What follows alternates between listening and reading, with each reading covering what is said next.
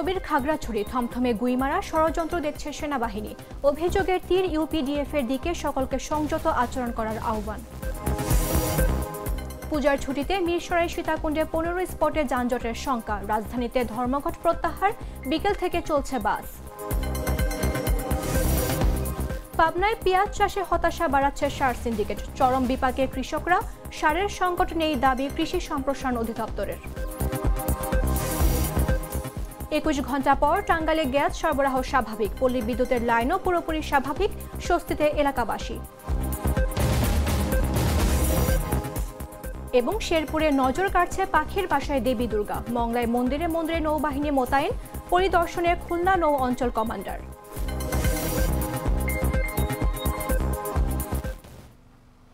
আমন্ত্রণ দেশ জুড়ে সংবাদে, আপনাদের সাথে রয়েছে আমি মামদুহা রাইসা।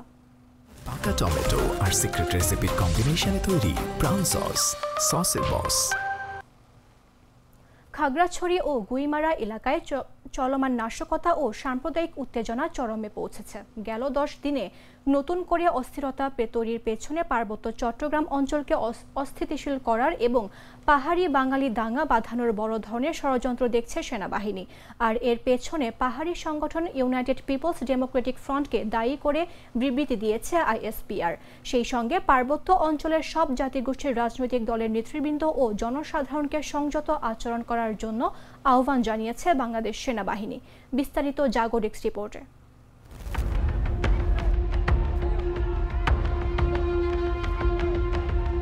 পাহাড়, ঝর্ণা, ঝিরির বৈচিত্র্যময় খাগড়াছড়ি এখন যেন নাশকতার রাজ্য। স্থবির হয়ে পড়েছে পাহাড়ের জনজীবন।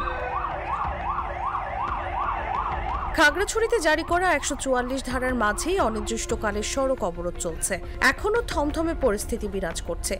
সিঙ্গিনালায় স্কুল ছাত্রীকে ধর্ষণের প্রতিবাদ ও দোষীদের গ্রেফতারের দাবিতে জম্মু ছাত্র জনতা নামের একটি সংগঠনের এই অবরোধের কারণে জেলা থেকে দূরপাল্লার যাত্রী এবং পণ্যবাহী যান চলাচল বন্ধ রয়েছে। একই সঙ্গে বন্ধ রয়েছে জেলার অভ্যন্তরীণ সড়কের যান চলাচল। গেল 10 দিনে নতুন করে অস্থিরতা তৈরির পেছনে পার্বত্য চট্টগ্রাম অঞ্চলকে অস্থিতিশীল করা এবং পাহাড়ি বাঙালির দাঙ্গা বাঁধানোর বড় ধরনের ষড়যন্ত্র দেখছে সেনাবাহিনী। আর সেজন্য পাহাড়ি সংগঠন ইউনাইটেড পিপলস ডেমোক্রেটিক ফ্রন্টকে দায়ী করে বিবৃতি দিয়েছে আন্তঃবাহিনী জনসংযোগ পরিদপ্তর।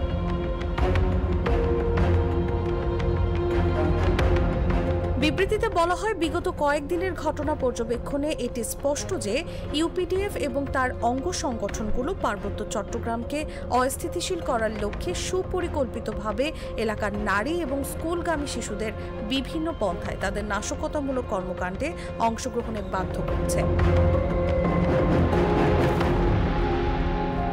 গেল 23 সেপ্টেম্বর রাতে স্কুল ছাত্রীকে ধর্ষণের ঘটনায় ইউপিডিএফ এর দাবিকৃত সন্দেহভাজন শয়নশীলকে 24 সেপ্টেম্বর সেনাবাহিনী গ্রেফতার করে। আইনি প্রক্রিয়া চলমান থাকলেও ইউপিডিএফ এর অঙ্গ সংগঠন পিসিপির নেতা উখানু মার্মা জম্মু ছাত্র জনতার ব্যানারে খাগড়াছড়িতে বিক্ষোভ ও মানববন্ধনের ডাক দেন।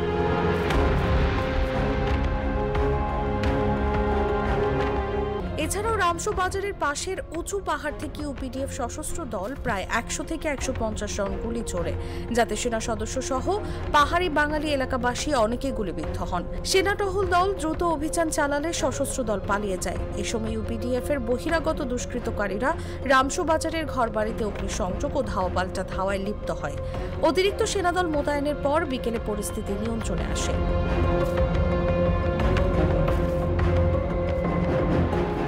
আইএসপিআর বলছে, ইউপিডিএফ নারী ও স্কুলগামী শিশুদের নাশকতামূলক কর্মকাণ্ডে অংশ নিতে বাধ্য করছে এবং বহিরাগত সন্ত্রাসীদের দেশীয় অস্ত্রসহ পার্বত্য অঞ্চলে নিয়ে আসছে।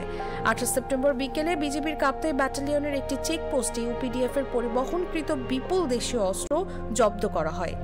গেল 19 থেকে 28 সেপ্টেম্বর পর্যন্ত খাগড়াছড়ি ও গুইমারা এলাকায় বিভিন্ন ঘটনাকে পুঁজি করে আইনের আশ্রয় না নিয়ে পার্বত্য অঞ্চলকে অস্থিতিশীল এবং সাম্প্রদায়িক দাঙ্গা সংগঠনের বিষয়টি একটি বৃহত্তর ষড়যন্ত্রের অংশ বলে প্রতীয়মান। এ বিষয়ে বিভিন্ন প্রমাণাদি আইন শৃঙ্খলা বাহিনীর কাছে সংরক্ষিত রয়েছে বলে বিবৃতিতে বলা হয়। নির্বাচন অবশ্যই ফেব্রুয়ারিতে হবে বলে জানিয়েছেন মুক্তিযুদ্ধ বিষয়ক এবং দুর্যোগ ব্যবস্থাপনা ও ত্রাণ মন্ত্রণালয়ের উপদেষ্টা ফারুকী আজম বীর প্রতীক। বলেন, নির্বাচন কমিশন এবং সরকার উদ্গ্রীব হয়ে আছে নির্বাচন করার জন্য। নির্বাচনের দিকে সবাই ঐক্যবদ্ধভাবে এগিয়ে যাচ্ছে বলেও মন্তব্য করেন তিনি। সোমবার দুপুরে চট্টগ্রামের মিরসরাই উপজেলার বিভিন্ন পূজা মণ্ডপ পরিদর্শনে এসে সাংবাদিকদের প্রশ্নে একথা বলেন উপদেষ্টা।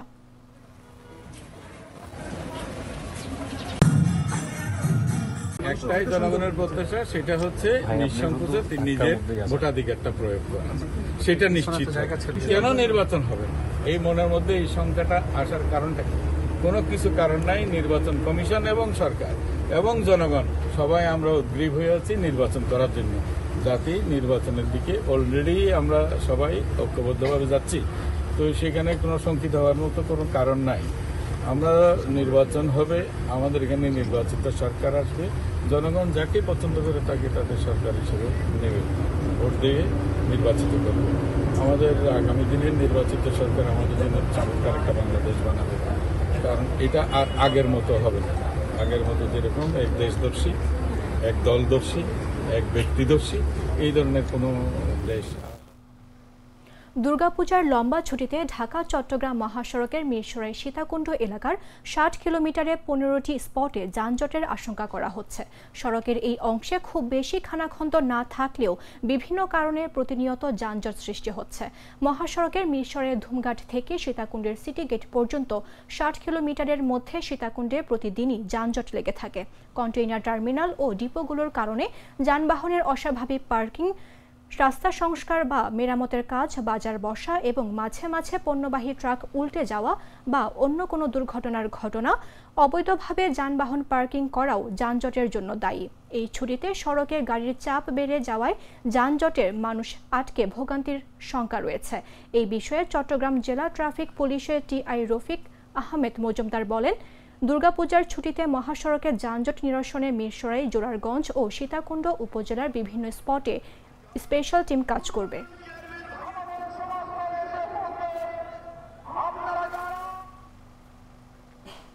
রাজশাহীর 3 জেলা থেকে ঢাকাগামী বাস ধর্মঘট প্রত্যাহার করেছে শ্রমিকরা।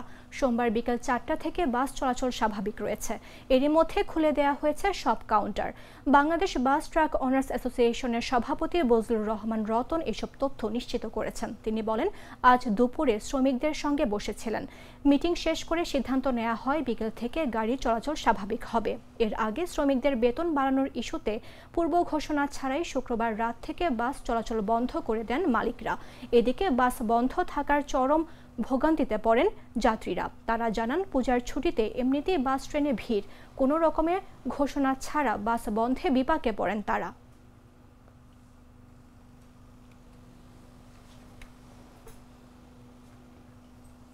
পাবনা সদর ও সুজানগরের চরাঞ্চলে মুড়ি কাটা পেঁয়াজের আবাদের সময় কাছাকাছি আসলেও সারের মূল্য বৃদ্ধির কারণে কৃষকরা সমস্যায় পড়েছেন। কৃষি সম্প্রসারণ অধিদপ্তর সারের বাজারে কোনো সংকট নেই জানালেও খুচরা বিক্রেতারা বেশি দামে সারের বেচাকেনা করছেন বলে অভিযোগ উঠেছে। প্রতিনিধির পাঠানো তথ্যচিত্রের বিস্তারিত জাগর এক্স রিপোর্টে।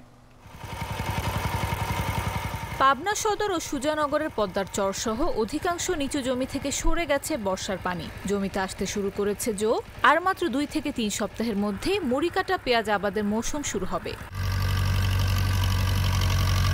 ইতিমধ্যে জমি লিজ নেয়া, বীজ সংগ্রহ ও অন্যান্য প্রস্তুতি নিচ্ছেন এসব অঞ্চলের কৃষকরা। কিন্তু আবাদের শুরুতেই যেটির প্রয়োজন সবচেয়ে বেশি, সেই সার নিয়ে চরম বিপাকে পড়তে হচ্ছে কৃষকদের। আগে 1 বিঘে ধরে খরচ হচ্ছে হলে মানে 2018 টাকা, আর এখন খরচ হলে 7,000-8,000 টাকা পড়ে। কিন্তু সার বিষের দাম অনেক বেশি, আমরা কিভাবে উত্তোলন করব? প্রতিবাদে সম্প্রতি পাবনার চরতারাপুর ইউনিয়নের কোলচরি বাহির চরে প্রতীকী কর্মবিরতিও পালন করেছেন কৃষকরা। কৃষকদের অভিযোগ, সরকার বা স্থানীয় প্রশাসন সারের সংকট নেই জানালেও ব্যবসায়ীরা সংকট উল্লেখ করে তাদের থেকে বেশি দাম নিচ্ছেন, কিন্তু তাতে তেমন কার্যকরী ভূমিকা নেওয়া হচ্ছে না। এক্ষেত্রে দ্রুত সারের বাজারে স্থিতিশীলতা প্রতিষ্ঠার দাবি কৃষকদের। এখন আমাদের পেঁয়াজের আবাদের সময়, এখন আমাদের এখানে প্রচুর পরিমাণ সার লাগবে, কিন্তু আমরা যখন সারের যে দোকানে যাচ্ছি সার আনার জন্য, ওনারা বলতে এখানে সার নেই, তাই বলে প্রচুর আমাদের বাড়তি টাকা নিচ্ছে, প্রচুর টাকা নিচ্ছে। যখন বাজারে ডিলারের ওখানে সার কিনতে যাই, তখন তারা বলে যে বাজারে সারের সাপ্লাই নাই, সার এখন বাজারে নাই, আপনারা আমাদের এখানে পাবেন না। পেলেও অনেক দেখা যায় এমন একটা দাম বলে যে দামে সার কেনা আমাদের পক্ষে সম্ভব না। এই বিষয়ে পাবনা কৃষি সম্প্রসারণ অধিদপ্তরের উপপরিচালক বলছেন, অতিরিক্ত দাম নেওয়ার কোনো তথ্য তাদের জানা নেই। তবে যদি কেউ বেশি দাম রাখে তবে তাদের শাস্তির আওতায় আনা হবে। পাবনা জেলায় সরবরাহ এবং মজুদে কোনো ঘাটতি নেই। আমাদের মাঠ মনিটরিং কঠোরভাবে মনিটরিং করা হচ্ছে। আমরা এ বিষয়ে জিরো টলারেন্স। যদি সুনির্দিষ্ট কোনো অজুহাত পাই কোথাও বেশি দামে সার বিক্রি হচ্ছে, সাথে সাথে আমরা মোবাইল কোড করে সেই ডিলারের বিরুদ্ধে ব্যবস্থা নেব। এছাড়া এখন পর্যন্ত বাজারে সারের কোনো সংকট নেই বলেও জানান এই কৃষি কর্মকর্তা। জাগো নিউজ, পাবনা। প্রাণ লেয়ার, সম্পর্কের মিষ্টি ম্যাজিক। টাঙ্গাইলে 21 ঘন্টার পর তিতাসের গ্যাস সরবরাহ স্বাভাবিক হয়েছে। সোমবার ভোর 5:30টার দিকে ফেটে যাওয়া পাইপলাইন মেরামত করা হলে পুরোপুরিভাবে স্বাভাবিক হয়। এর ফলে পল্লী বিদ্যুতের লাইনও পুরোপুরি স্বাভাবিক হয়েছে। এর আগে রোববার সকাল 8:30টার দিকে টাঙ্গাইল সদর উপজেলার শিবপুর এলাকার লাইন ফেটে আগুন ধরে গ্যাস সরবরাহ বন্ধ করে কর্তৃপক্ষ। এতে টাঙ্গাইল সদর ও মির্জাপুর উপজেলার প্রায় 14,000 গ্রাহকের গ্যাস সরবরাহ বন্ধ থাকে। এছাড়াও 15 গ্যাস স্টেশন এবং মির্জাপুর শিল্প অঞ্চলের 35টি প্রতিষ্ঠানেও গ্যাস সরবরাহ বন্ধ হয়ে যায়। এছাড়া গ্যাস পাইপের উপর পল্লী বিদ্যুতের খুঁটি থাকায় টাঙ্গাইল সদর, নাগরপুর ও দেলদুয়ার উপজেলার প্রায় 2 লাখ গ্রাহকের বিদ্যুৎ বন্ধ ছিল। এতে চরম ভোগান্তিতে পড়তে হয়েছিল গ্রাহকদের।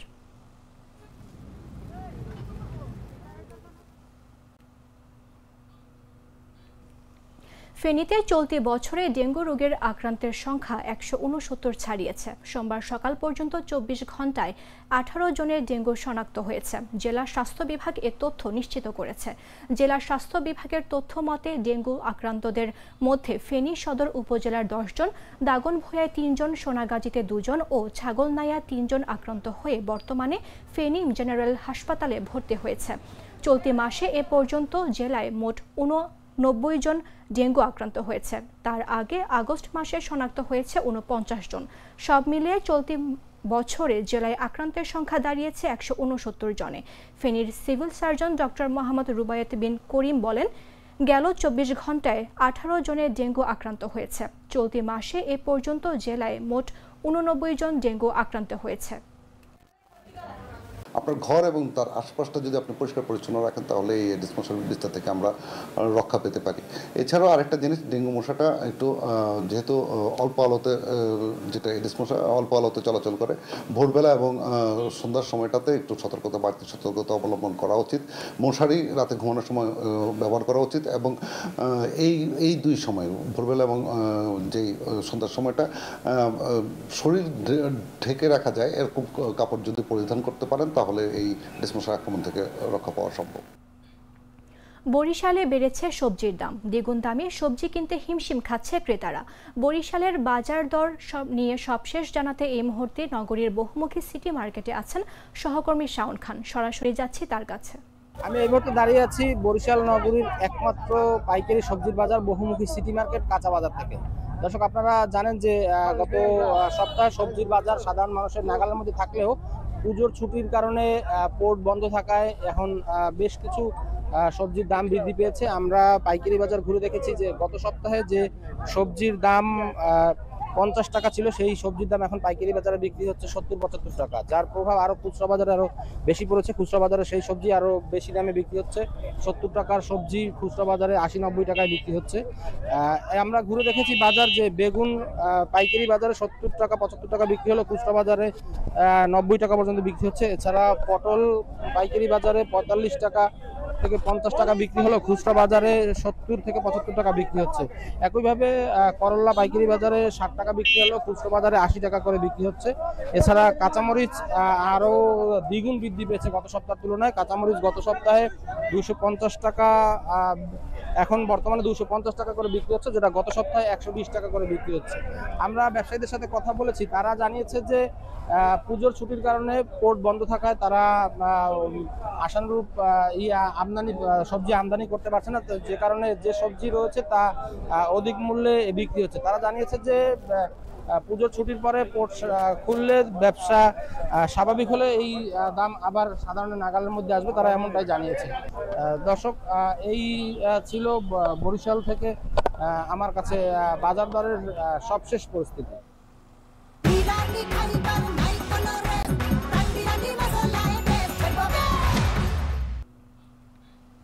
শেরপুরের কালীর বাজারে মা ভবতারা কালী মন্দিরে পাখির বাসায় দেবী দুর্গা থিমের ব্যতিক্রমী পূজা মণ্ডপ দর্শনার্থীদের আকর্ষণ করছে। পরিবেশ ও পাখি সংরক্ষণের বার্তা দিয়ে স্থানীয় মার্চেন্ট ক্লাব এ আয়োজন করেছে। দর্শনার্থীরা মণ্ডপে ঘুরে দেখছেন ও সেলফি তুলছেন, যা পরিবেশ সচেতনতার প্রতীক হিসেবে উদযাপিত হচ্ছে। শেরপুর প্রতিনিধির পাঠানো তথ্যচিত্রের বিস্তারিত জাগর এক্স রিপোর্টে। শরৎ হাওয়ায় চারপাশে যখন দুর্গোৎসবের আমেজ ছড়িয়ে পড়েছে, ঠিক তখনই শেরপুরে চাঞ্চল্য সৃষ্টি করেছে এক ভিন্ন শিল্পকর্ম। শেরপুর পৌর শহরের কালীর বাজারে মা ভবতারা কালী মন্দির চত্বরে পাখির বাসায় দেবী দুর্গা এমন ভিন্ন শিল্পকর্ম নজর কাটছে দর্শনার্থীদের। পরিবেশ, প্রকৃতি আর পাখি সংরক্ষণের বার্তা ছড়িয়ে দিতে স্থানীয় মার্চেন্ট ক্লাব সাজিয়েছে পূজা মণ্ডপটি। মার্চেন্ট ক্লাব প্রতি বছর দুর্গাপূজা নতুন নতুন থিমের আয়োজন করে। তার আগের বছর তারা গাছ প্লেট দিয়ে বিভিন্ন ধরনের থিমের আয়োজন করেছিল, এবার তারা পাখির বাসা আয়োজন করেছে। কারণ তারা প্রকৃতির মাধ্যমে একটা মেসেজ দিয়ে চেয়েছে যে প্রকৃতিতে ব্যাপক হারে বৃক্ষরোপণ করা হচ্ছে, যার ফলে পাখিরা তার বাসস্থান হারাচ্ছে এবং এই বাসস্থানের ফলে অনেক পাখি পৃথিবী থেকে বিলীন হয়ে গিয়েছে। মণ্ডপের প্রবেশপথ সাজানো হয়েছে পাখির পালকের মোটিভে। নারকেলের ছোবড়া দিয়ে বাবুই পাখির বাসার আদলে তৈরি মণ্ডপে বসানো হয়েছে দুর্গার প্রতিমা। তারপর একটু ভেতরেই মশারির কাপড়ে অনেকগুলো পাখি বসে আছে। এর তিন পাশে কার্টুন ও কাঠের গুঁড়া দিয়ে সাজানো হয়েছে শত শত পাখির বাসা। বাসা থেকে উকি দিচ্ছে পাখিরা। শহর পূজা উদযাপনে ফন্টের আপনার শারদীয় দুর্গাপূজা অনুষ্ঠিত হবে এবার 65টা। এর মধ্যে আমরা মনিটরিং সেল গঠন করেছি। বিভিন্ন জায়গায় আমরা এখন থেকেই যাচ্ছি, খোঁজখবর নিচ্ছি নিরাপত্তার জন্য। তুলা ও কাগজে তৈরি পাখিদের ঝাঁক যেন মনে করিয়ে দিচ্ছে কিচিরমিচির মধুর শব্দ। মহলের পর থেকেই দর্শনার্থীরা মণ্ডপটি দেখতে ভিড় করেন।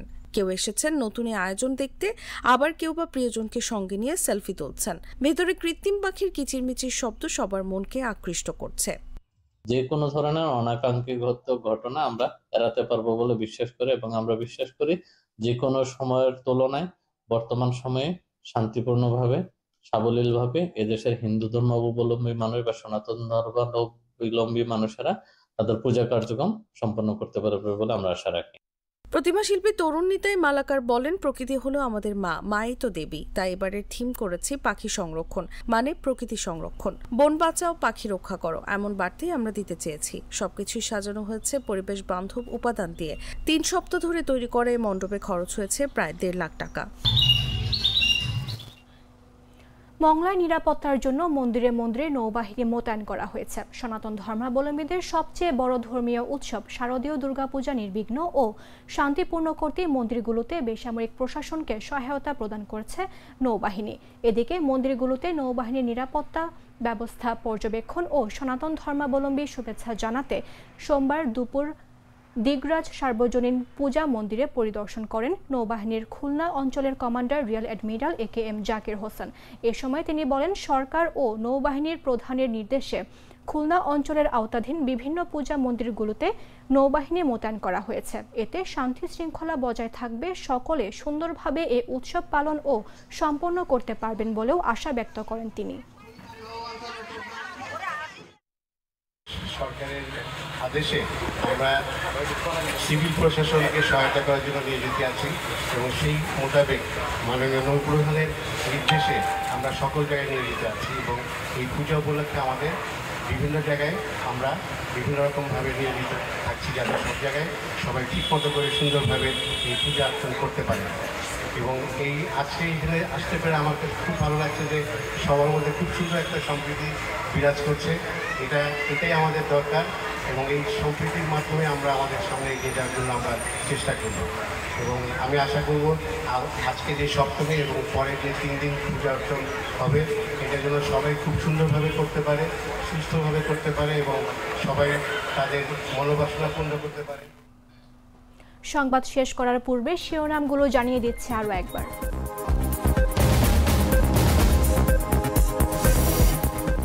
স্থবির খাগড়াছড়ি, থমথমে গুইমারা ষড়যন্ত্র দেখছে সেনাবাহিনী। অভিযোগের তীর ইউপিডিএফ এর দিকে, সকলকে সংযত আচরণ করার আহ্বান। পূজার ছুটিতে মিরসরাই সীতাকুণ্ডে 15 স্পটে যানজটের শঙ্কা। রাজশাহীতে ধর্মঘট প্রত্যাহার, বিকেল থেকে চলছে বাস। পাবনায় পেঁয়াজ চাষে হতাশা বাড়াচ্ছে সার সিন্ডিকেট। চরম বিপাকে কৃষকরা, সারের সংকট নেই দাবি কৃষি সম্প্রসারণ অধিদপ্তরের।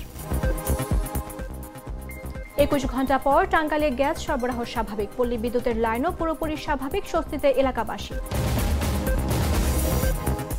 এবং শেরপুরে নজর কাটছে পাখির বাসায় দেবী দুর্গা। মংলায় মন্দিরে মন্দিরে নৌবাহিনী মোতায়েন, পরিদর্শনে খুলনা নৌ অঞ্চল কমান্ডার।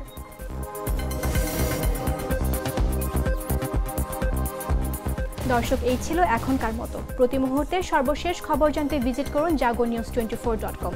ফলো করুন আমাদের ভেরিফাইড ফেসবুক পেজ এবং সাবস্ক্রাইব করুন জাগো নিউজের ইউটিউব চ্যানেল। ধন্যবাদ সবাইকে।